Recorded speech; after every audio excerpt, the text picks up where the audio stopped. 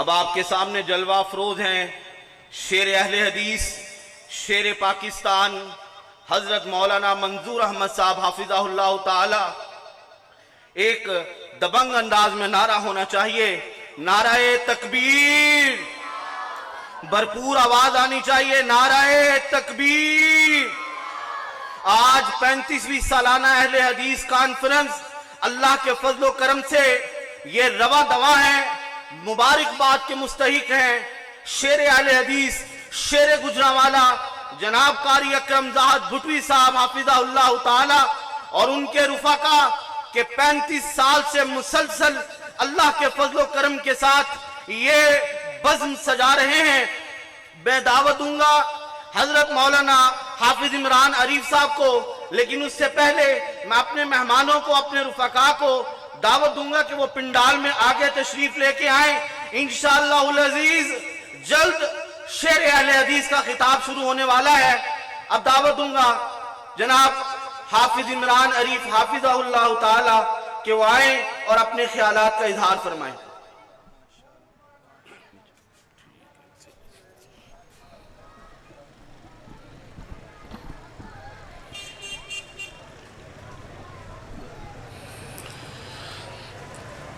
السلام علیکم ورحمۃ اللہ وبرکاتہ۔ نحمدہ ونصلی علی رسولہ الکریم، اما بعد فاعوذ باللہ السمیع العلیم من الشیطان الرجیم، بسم اللہ الرحمن الرحیم۔ یا ایہا الذین آمنوا اطیعوا اللہ واطیعوا الرسول ولا تبطلوا اعمالکم۔ سامعین محترم، سب سے پہلے میں آج کی اس عظیم الشان کانفرنس کے انعقاد پر محترم جناب مولانا محمد اکرم زاہد بھٹوی صاحب حافظہ اللہ، ان کو دل کی اتھاہ گہرائیوں سے مبارکباد دیتا ہوں کہ وہ ایک طویل عرصے سے مستقل مزاجی سے مسلسل اس اہل حدیث کانفرنس کا انعقاد کر رہے ہیں۔ یقیناً جب سے وہ اس علاقے میں کتاب اللہ اور سنت رسول کی اشاعت کی خدمات سر انجام دے رہے ہیں، الحمدللہ پورے علاقے کو انہوں نے کتاب اللہ اور سنت رسول سے سیراب کیا ہے۔ اللہ سے دعا ہے اللہ تبارک و تعالی مولانا محمد اکرم زاہد بھٹوی صاحب حفظہ اللہ کی خدمات کو قبول و منظور فرمائے، اور اہل علاقہ کے لیے، جماعت کے لیے ان کی خدمات اور ان کا سایہ تا دیر قائم دائم رکھے۔ اسٹیج پر موجود ہمارے عظیم مبلغ شیر اہل حدیث، شیر پاکستان محترم جناب مولانا منظور احمد موجود ہیں۔ انشاءاللہ کچھ ہی دیر کے بعد وہ آپ سے مخاطب ہونے والے ہیں، اور میں اللہ سے دعا گو ہوں کہ اللہ رب العالمین شیر پنجاب کی دینی، ملی، تبلیغی خدمات کو قبول و منظور فرمائے، اور جس طرح وہ کریا کریا بستی بستی جا کر دین محمدی کی اشاعت کے لیے، دین اسلام کی اشاعت کے لیے دن رات ایک کیے ہوئے ہیں، اللہ تبارک و تعالیٰ ان کی محنتوں کو قبول و منظور فرمائے۔ قرآن مجید کی ایک آیہ مبارکہ میں نے آپ کے سامنے تلاوت کی ہے، جس کا سادہ زبان میں ترجمہ یہ ہے: یا ایھا الذین آمنوا، اے لوگو جو ایمان لائے ہو، اطیعوا اللہ و اطیعوا الرسول، تم اللہ کی اطاعت کرو، اللہ کے رسول کی اطاعت کرو، ولا تبطلوا اعمالکم، اور اللہ اور اس کے رسول کی اطاعت چھوڑ کر اپنے اعمال کو ضائع نہ کرو۔ کسی بھی عمل کی مقبولیت کے لیے، اللہ کے ہاں قبولیت کے لیے جو چند شرائط ہیں، ان میں سے ایک اہم ترین شرط اللہ رب العالمین نے اس آیت مبارکہ میں بیان فرمائی ہے کہ کسی بھی عمل کی قبولیت کی اہم ترین شرط یہ ہے کہ اس کا عمل اللہ اور اس کے رسول کے فرمان کے مطابق ہو۔ جس عمل پر اللہ اور اس کے رسول کی مہر نہ ہو، وہ عمل کبھی بھی مقبول نہیں ہوتا۔ قبولیت عمل کی شرط کے لیے یہ شرط ہے کہ وہ اللہ اور اس کے رسول کے حکم کے مطابق۔ یہ ایام ان میں دیکھتے ہیں آپ، بعض لوگ رسول اللہ صلی اللہ علیہ وسلم سے محبت کا اظہار کرتے ہیں، اور ان کی محبت کا انداز کیا ہے؟ اس سے سوشل میڈیا بھرا ہوا ہے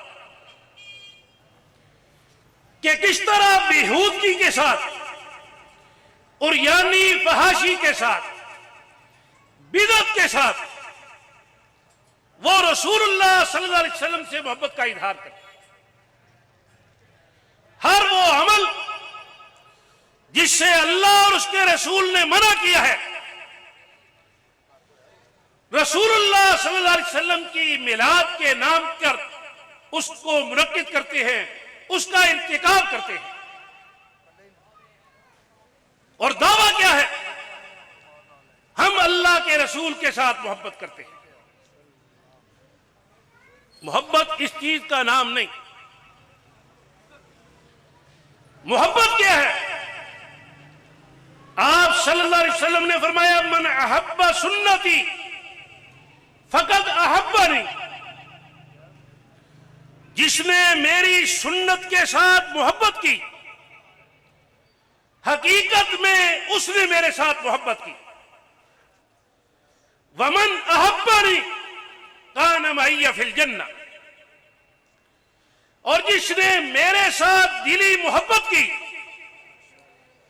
اللہ کی توفیق سے قیامت کے دن وہ جنت میں میرے ساتھ ہو۔